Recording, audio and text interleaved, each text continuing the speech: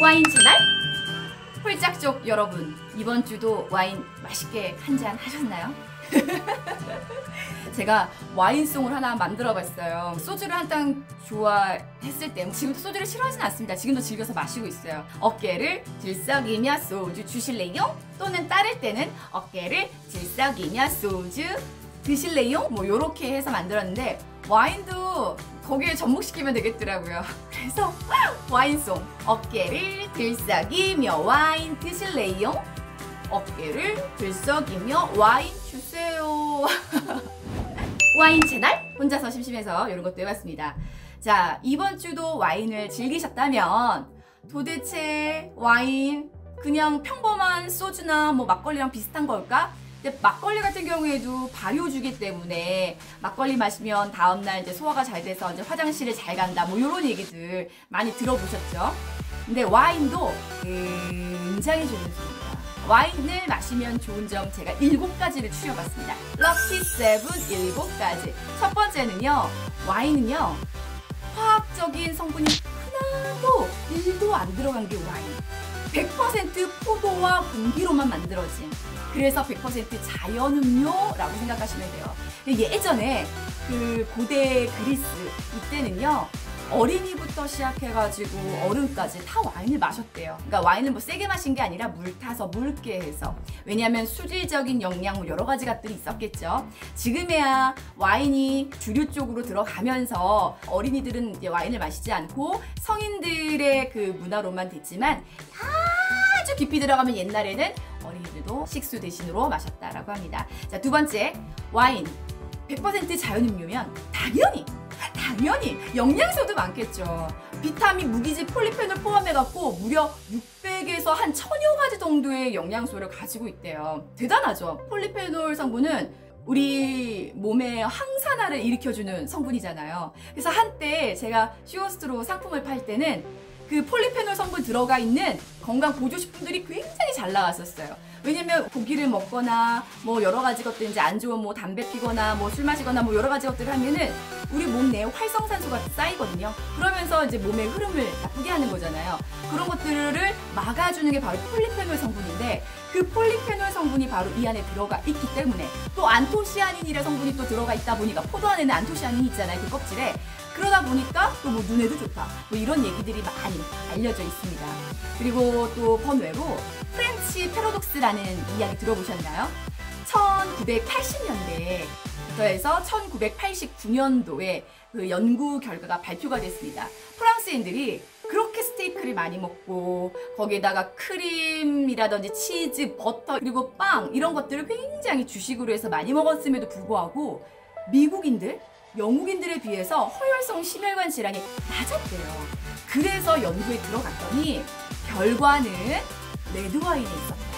레드와인을 꾸준하게 식사하면서 한 잔 한 잔 섭취했던 것들이 바로 그런 데 좋은 역할을 했다라고 합니다. 미국에서는 1991년도 CBS 60 Minutes 60분 이 프로그램에 소개가 돼가지고요, 미국 내에서 그 시즌에 와인 판매량이 무려 4배 이상 올랐다고 합니다. 대단하죠? 뭐 몸에 좋다라고 하면 뭐 우리나라나 미국이나 다른 나라나 다 똑같은 것 같습니다. 막 찾아 먹는 것 같아요. 하지만 건강하게 살아야죠. 잘 먹어야지 건강합니다. 와인 채널 세 번째, 약 알칼리성이다. 우리 몸이 약 알칼리성이래요. pH가 7.4 정도 된다라고 하거든요. 그래서 채소라든지 아니면 과일 같은 거는 알칼리성 식품들이기 때문에 많이 먹으라고도 얘기 들어보셨죠? 고기는 산성이에요. 어떻게 보면 그래서 고기 먹을 때 와인이 굉장히 잘 어울리는 이유가 바로 거기에 있는 것 같아요.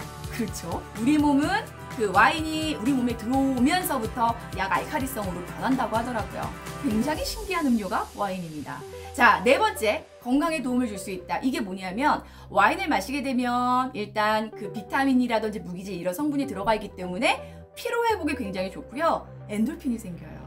예, 기분이 좋아지는 거죠. 그러다 보니까 와인은 굉장히 사교적인 술로 알려져 있습니다. 실제로도 그렇고요. 다섯 번째, 구강 건강에 도움을 준다고 해요.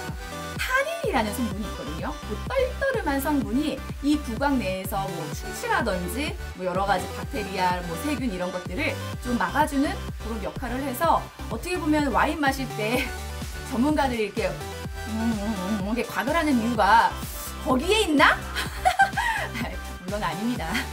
거기에 있는 건 아니고 와인의 풍미를 더 맛보고 또 테이스팅을 하기 위해서 그렇게 하는 건데 아무래도 구강 건강에 도움을 주는 그런 행위가 아닌가 싶습니다. 한번 쫓아해보세요. 6번째, 감각을 자극시켜요. 저는 이게 제일 중요한 것 같아요. 진짜 오감 만족술이 와인입니다. 왜냐? 와인은요, 잔에 따랐을 때 그 빛깔 있잖아요. 그 붉은빛 아니면 또 황금빛, 여기에서 오는 그 희열감과 굉장히 그냥 거기에 매료되는 그런 느낌이 있고요.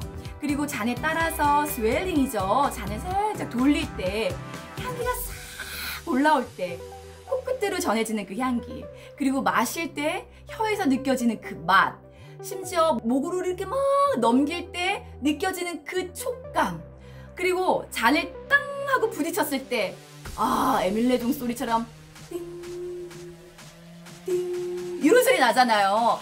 요런 소리. 그래서 오감 만족술이 바로 와인이에요. 저는 그래서 와인을 마실 때 어떻게 보면 되게 더 기분 좋아지는 게 이 소리부터 있지 않나 싶은 생각이 있어요. 띵 요 소리. 7번째, 사교적인 술입니다. 부어라 마셔라 하는 술이 아니고 음미하면서 얘기하기 때문에 와인을 마시기 시작하면 와인에 대한 뭐 품종이라든지 지역이라든지 또 와인과 또 잘 어울리는 음식들에 대한 이야기들을 자연스럽게 풀어갈 수 있는 게 와인의 되게 특징이고, 그래서 어떻게 보면 선물을 할 때도 이 와인에 대한 그런 스토리를 담아서 내 스토리랑 엮어서 선물을 하면 상대방에게 굉장히 좋은 추억에 남을 만한 선물이 될 수밖에 없겠죠. 국제암협회에서 와인에 대한 권장량을 얘기했대요. 남성 같은 경우에는 하루에 뭐 2잔, 여성은 하루에 1잔 정도. 그것도 이렇게 막 꽉 채워서 하는 게 아니라 그 150ml 정도 와인을 적정하게 따를 수 있는 그 높이가 있거든요. 그거는 제가 와인잔에 대해서 이야기할 때 말씀드릴게요. 뭐 이 정도 마시는 걸로 뭐 알코올 중독에 걸릴까요? 그렇지는 않을 것 같습니다. 와인도 무조건 많이 마시면은요 몸에 해롭습니다. 몸에 좋지 않아요. 하지만 적당히 마시는 와인은 우리 몸에 굉장히 도움이 된다라는 거 아셨죠? 오늘도 기분 좋은 마음으로 와인 한 잔 하고 주무시죠? 와인 홀짝